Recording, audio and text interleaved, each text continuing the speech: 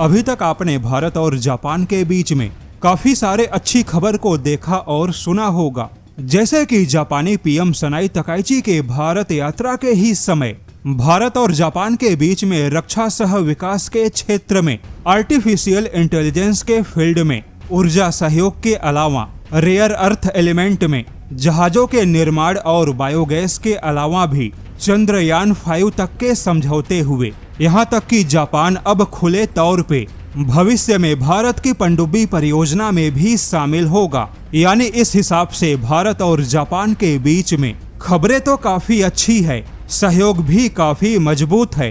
लेकिन अब इसी बीच जापान के एक पूर्व मंत्री ने भारत को लेकर कुछ बड़ा ही बयान दे दिया।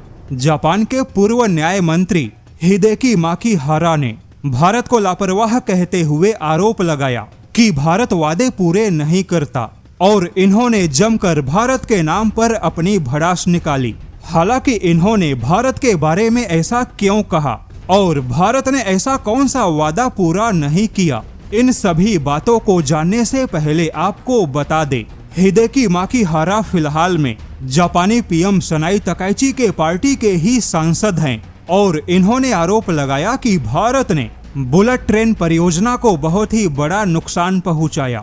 इनका आरोप है कि केवल भारत की वजह से भारत की बुलेट ट्रेन परियोजना पिछड़ गई और इसमें जापान की कोई भी गलती या कोई भी दोष नहीं है, क्योंकि भारत अपने वादे से पलट गया। हालांकि भारत पर आरोप लगाने के साथ इन्होंने एक और बात का खुलासा किया कि भारत को केवल अपना फायदा चाहिए और इसी के साथ जापान के सांसद ने कहा कि भारत और जापान के बीच में सिग्नलिंग DSATS के अलावा एंड टू एंड वाला समझौता खत्म हो चुका है। हालांकि यह तो जापान के पूर्व मंत्री और मौजूदा सांसद का बयान हो गया और इनके बयानों के मुताबिक भारत काफी लापरवाह है। भारत ने वादा पूरा नहीं किया और धोखा दिया, जबकि भारत के नजर में ऐसा कुछ भी नहीं है, क्योंकि जब तक भारत ने जापान के एकाधिकार को चुनौती नहीं दी तब तक भारत काफी अच्छा था। लेकिन जैसे ही भारत ने बुलेट ट्रेन परियोजना में जापान के टक्कर में यूरोपियन देशों को मंजूरी दी, तो ऐसे में जापान ने आरोप लगा दिया कि भारत ने अपना वादा तोड़ा है। अब बात कुछ ऐसी है कि जब भारत और जापान के बीच में बुलेट ट्रेन की बात हुई थी तो जापान के मुताबिक भारत ने कहा था कि बुलेट ट्रेन परियोजना में पूरा सिस्टम जापान का होगा, यानी ट्रैक भी जापान का, ट्रेन भी जापान का, तकनीक और सिग्नल भी जापान के।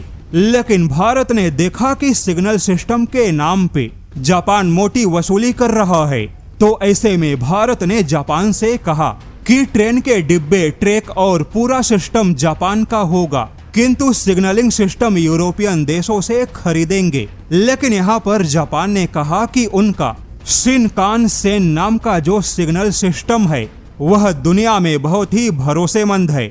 वहीं जापान ने अपने किसी भी बुलेट ट्रेन में कभी कोई बाहर का सिग्नल इस्तेमाल नहीं किया। जापान ने कहा कि बुलेट ट्रेन में सिग्नल सिस्टम ही सब कुछ है, क्योंकि 3 या 400 किलोमीटर प्रति घंटे की रफ्तार से पूरी ट्रेन केवल सिग्नल के भरोसे होती है। वहीं जापान ऐसे सिग्नल का पूरा कंट्रोल भारत को नहीं दे रहा। भारत चाहता है कि इसका मेंटेनेंस और उत्पादन भी भारत में होना चाहिए, नहीं तो यूरोपियन कंपनियां मौजूद हैं। अब देखा जाए तो जापान अपने सिग्नल सिस्टम को दुनिया में सबसे बेस्ट मानता है। वहीं जापान को लगता है कि अगर भारत ने यूरोप का सिग्नल अपनाया तो जापान के सिग्नलिंग सिस्टम की वैल्यू डाउन होगी। तो अब ऐसे में जापानी सांसद ने आरोप लगाया कि भारत लापरवाह है और भारत ने अपना वादा तोड़ दिया।